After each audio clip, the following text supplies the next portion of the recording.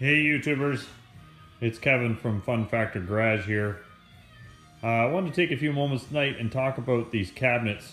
I built these cabinets from scrap, believe it or not, probably 3 years ago now.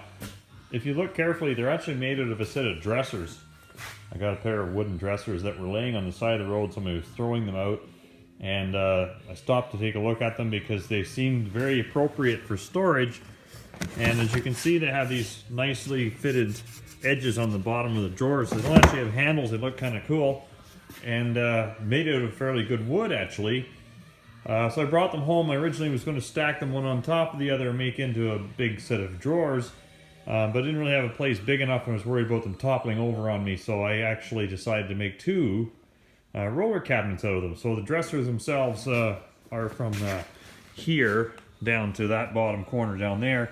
I just made some quick brackets with a 2x6 or platforms for them to sit on, mounted some casters on the bottom, made it good and rigid, and then the top 3.5 inches is just a spacer primarily so that I got them about the right height that they actually are good countertop surface, something that's reasonably in line with you know, putting stuff on when I'm working on cars and things. So I use these in the shop. My kids were bored in the house. My wife kind of kicked them out and said, go and help your father, and I needed something for them to do while I was out here cleaning my shop. So I quickly sanded up these cabinets and had them start rolling them with the roller and paintbrush, and they made an awful mess, but I had some fun doing it. And you can see I got lots of red paint on the shop floor, but I'll deal with that another day. After they were done, I went back and put another coat of paint on them, and they actually look pretty good. So no more oil-infested cupboard doors. Actually, the paint is just Tremclad from Canadian Tire, and it seals up the wood pretty good, so I don't have to worry about the grease getting to them. My son was actually a little bit bored afterwards. He came out to check on the progress of the cabinets. He was pretty impressed with the way they turned out. So I set him loose with a paintbrush, and he painted one of these stools, and I myself went ahead and painted the other one to match. So these are just your regular IKEA stools that I had that my wife bought me for my shop, and I brought them out here and made use of them. They're getting pretty grimy looking. They've had lots of work on the top of them. I probably painted things on them and did all sorts of things. So the top of them is not exactly very smooth anymore, but still very practical to sit on, and they look kind of cool now. Other things I was working on, something I call the bribery box. So I've always wanted a fridge. A couple of years ago, my wife actually bought me a fridge for my shop. I just finished de-icing it, so it's completely empty right now. I'm gonna put a sign on this, bribery box, because I don't really drink a lot of beer or anything, but anytime I need somebody to come and help me do something, I typically have to bribe them with some beer or some drinks afterwards. So this kind of kills two birds with one stone, because people actually pay for services sometimes in the case of a 2-for. So I stock my stuff out here, and when boys come over to visit, often just help themselves.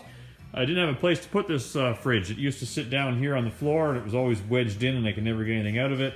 I've since built this nice little shelf, again painted red. That's how I started off with the red paint. Kind of matches the red stripe that follows around my shop here. And eventually we'll paint the bottom half of it when I get around to painting the bottom of this cabinet underneath my workbench. But it now sits atop all my welding gear.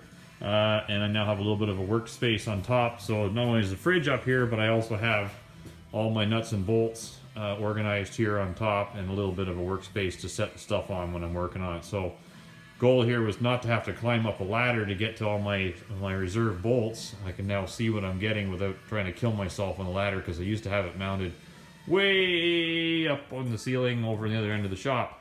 Other thing here, I learned this worked out pretty well. I got some of these hooks at one point and got fed up with my extension cords. I always trying to find them, and they're always, you know, trapped somewhere where I didn't want them, or laying in a heap.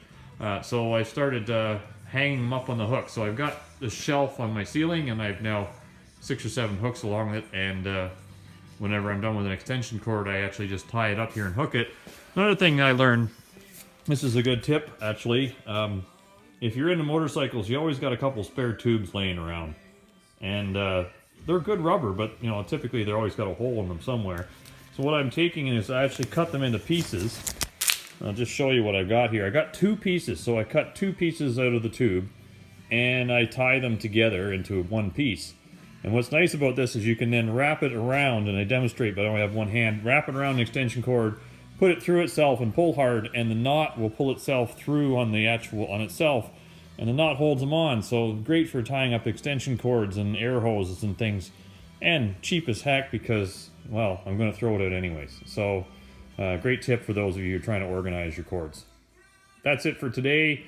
If I have something else to share, I'll be back in touch.